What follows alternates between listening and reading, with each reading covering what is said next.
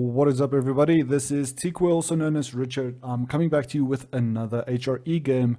We are really focusing on this. The only reason why, it's because there's a lot more to it, and I think new strategies allows us to read or learn a lot more about the game, and also practice getting better with the faction. You know, if there's Mongol this week or English next week or whatever the case, I like playing the factions that deems to be strong, just so it gives you the best understanding of the faction, because it's one thing to say the faction is strong, but if you're still losing with that faction, you know, then there is something to be said about your skill and not just the faction being strong. So you can see we do have some defeats, all of them with the Holy Roman Empire. We lost here against the French, 38-minute game. Here we lost against the English, 32-minute game. And we lost here against the French again, 18 minutes. But Green Republic is a guy that we tested some strategies out. I played the French and English against him. But this is the game I want to show you guys. It is a Holy Roman mirror matchup, which is very common right now. But I want to focus on what you guys can see the exact macros are. The one that I found has the highest success rate right now. Green Republic used it with me. We practiced it, we tested it, you know, we did all the dirty work so you guys don't have to, and now you can you know, see what we're talking about.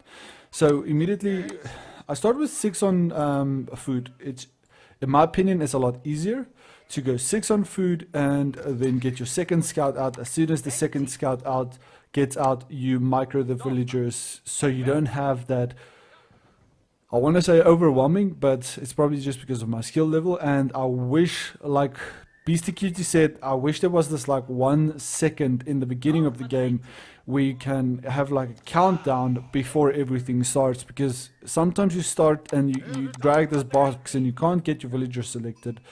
Just that 1 second before a ranked game starts or normal game starts would be amazing, so everybody starts on firm footing and on the same time, you know, because that 1 or 2 seconds makes a bit of a difference.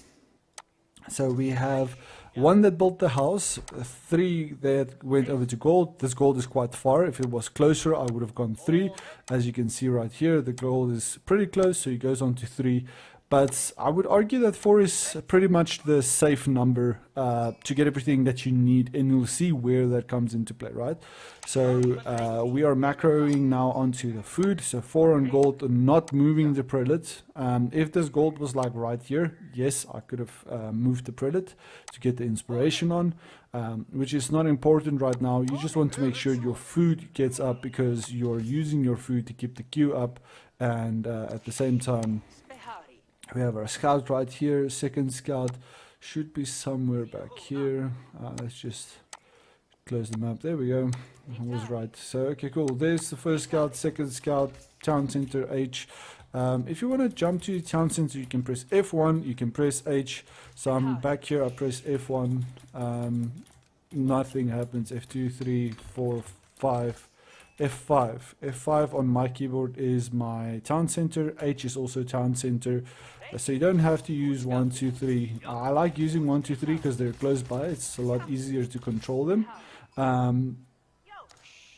But once, yeah, okay, cool. Before we get into that, we are macroing 8 onto food. You can see 8 still on food, still rallied onto the food, haven't changed the rally point. We do bring back sheep because these sheep are going to run out very shortly. So we do bring back the sheep, so we don't, you can only have about, I think you can have 8 on a carcass. So 9, you can see now the sheep goes down and these villagers will move on to that sheep. So 9 on food, 4 on gold, and you want to use 6. So there's 3, 4, 5, 6, 7, that's 7, but you only use 6. I just do a little drag drop, and as soon as they start running, I'll just move 2 or what back.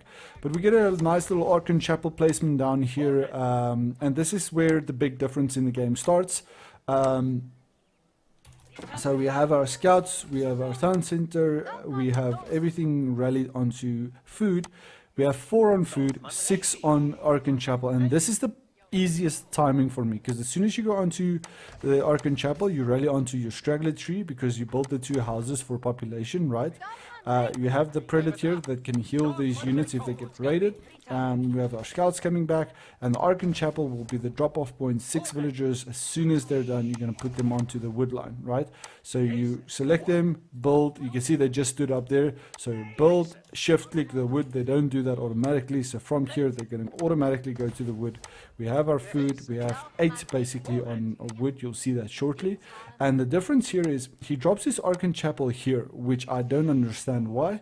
Maybe it's because it looked perfect between these little 2 trees. Maybe that's what he was going for, that you can let's just get a nice little screenshot of this.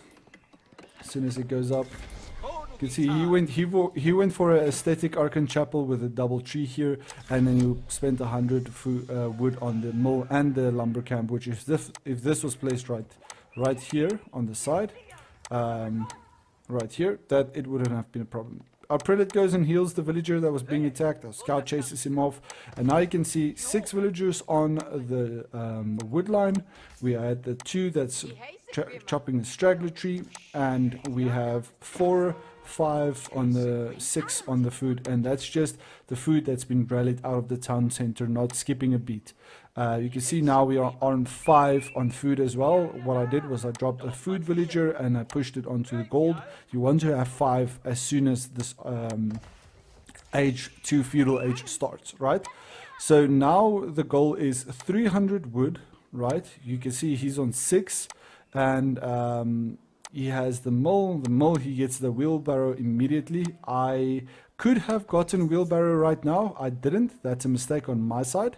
So I would argue that a wheelbarrow, as soon as you get this mill up, as soon as you have that wood and that gold, get this wheelbarrow done sooner than later. It is a very important upgrade, and it doesn't change or affect your castle age. You just have to get this in because it's going to boost your economy so much when you get that. So now you can see 327 wood, moving the villagers away, taking 5 onto food. So we have 16 food, 5 gold, no more wood. And still rallied onto the food, going for a stable, and you can see the exact same thing happening on the enemy side. The only difference is this 100 wood was spent, and we are on deer, where he is on the sheep still and the normal food. He has a deer carcass here, but you want to have more on deer because your gather rate is faster on deer, especially if you have wheelbarrow, which he does. He already has it, so that's a big plus for him. I do not have it. I only started now. So you can see the difference, 6 minutes 30. I finished about 5 minutes on the Archon Chapel. It means this would have been done at 6 minutes 30. I think that's the sweet spot. So immediately we trained 3 horsemen. And you want to rally them towards the furthest point away. And now you can see as well, we are starting to still rally onto food. 19. It's going to be, I think, as soon as this 20th villager comes out, or 21st villager comes out, we'll be able to go on to the next stage. But a single stable right here, lumber cap, only 2 villagers on wood now. But you can see how much more effective we are with the wood, and then onto the food, and then with the deer and everything, you get mill, you get lumber camp, you have enough for another house. 1, 2, 3. I always use my gold villagers to build my houses, and you can see those horsemen coming out now. Now at 7 minutes 30, we reach the next age. You can do a forced drop off to get it a few seconds earlier, and we use 11 villagers. So some 11, some 12, but I think the main thing is you want to keep that 4 on food, because that's going to trickle in everything. I haven't touched my gold villagers, they haven't moved, and you can see he's also training those horsemen, which are rallied towards the furthest away relics, because that's the ones you want to defend while you capture the ones close by first, right? He actually goes for a 8 minutes, so 30 seconds difference there. Quite big, especially when you're fighting for relics. He goes for a Regnitz, and he has a single stable out with more horsemen. Now we spot out his prelate running in, and that's also one of the biggest, most important things with this game is having scouting. This means nothing. This scout was on the money. We saw the prelate immediately as the prelate came out. We sent our horsemen already going to attack the prelate, so we know exactly what's happening. This horseman would have been more valuable sitting on top of this relic, like his scout is doing right here, right? So we go for Burgrave. Villagers are going to go over to food. There's a bit of a micro game that you have to play immediately. Also, while this, as soon as the Burgrave started being built, we rallied onto the wood. And very shortly a prelate is going to come out. By the way, just going to pause so you guys know. So you can see I had 4 on the food. Right now it's only 1, and now I'm going over to berries and I'm still on deer, right? I forgot that I had this on food. I have the wheelbarrow, I have the villagers on food. I took the 4 villagers right here, I did a drop off and I went over to wood, and then I rallied onto the wood with those villagers.